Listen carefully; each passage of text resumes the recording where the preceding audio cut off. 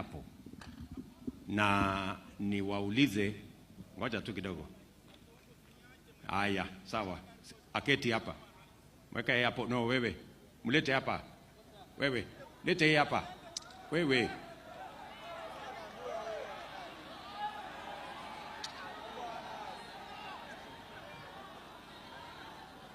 Ya, mlete hapa aketi hapo. Enda keti hapo. Ketishe pale. Tamuongelesha baadaye. Very good. Asante sana. So,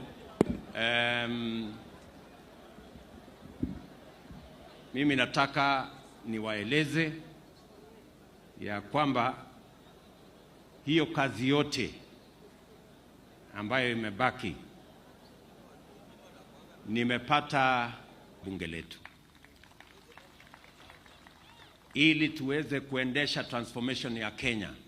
Tunahitaji sheria zipitishwe bunge. Tumepitisha sheria ya mambo ya afya, tumepitisha sheria ya mambo ya sukari, tumepitisha sheria ya mambo ya housing, na huyu ndugu yangu Moses